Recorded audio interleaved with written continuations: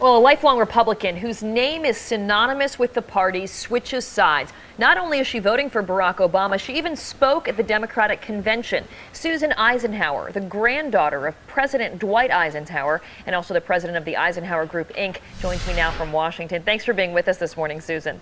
Nice to be with you, Kieran. First, explain to us a little bit about why you were a Republican. What were the ideals and the values that you found attractive that brought you to the Republican Party?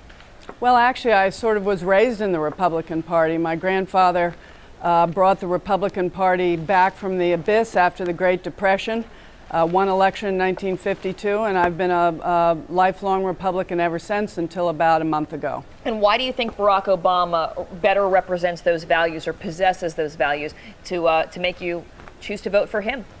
Well, first of all, he's got a great grasp of the global strategic picture and America's place in that. This is critically important during this crisis. We have many issues that we're dealing with here in this country, and it's going to bring somebody with great intellect, agility, knowledge, and the capacity to bring people together to prioritize the various problems we're facing.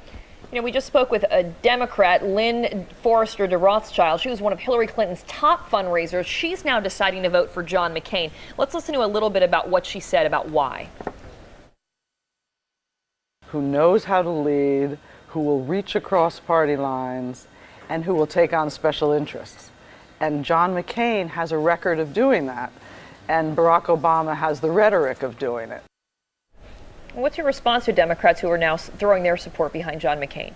Well, I'd like to make 2 points. First of all, I can't imagine why a Hillary Clinton supporter would support John McCain. They bear no resemblance to each other in terms of policy issues. But let me just say this thing about reaching across party aisles. John McCain never reached in my direction at all. And yet it was Barack Obama who called me a year and a half ago seeking my expertise in the area of Russia and energy, which is my specialty. The truth of the matter is that John McCain reaches across party aisles when he finds somebody who agrees with him. Barack Obama's had, I think, a remarkable capacity to bring people of differing views together. He's a great synthesizer, and I think he knows where he wants to take this country. You know, she also said she changed her support because she believes, this is de Rothschild again, that she believes Obama is an elitist. On Tuesday night, he attended a Hollywood fundraiser, Barbra Streisand threw that, where donors paid $28,500 per plate. Does he risk being seen as out of touch with voters? Oh, I don't know how anybody could say he's out of touch with voters. He comes from the humblest of circumstances, and I think it's rather remarkable. He goes to a fundraiser like the one in California, and everybody there is going to be paying higher taxes. 90% of the American public is not going to have their tax raised, but people like Barbra Streisand are going to pay more taxes. Listen, I think Barack Obama here is the man to lead us through this crisis. John McCain has been a longtime advocate of deregulation, and finally the Republican Party is going to have to be held accountable really for this financial crisis. This is a very, very serious thing, and I think we have to stop this name calling because the American people want to know how we're going to get through this crisis. Yeah, and when it comes to that, we're hearing from both candidates talking about more regulation, more checks, more transparency. Essentially, they're really talking about trying to do the same thing. What makes you believe Barack Obama is going to be able to do it and John McCain will not?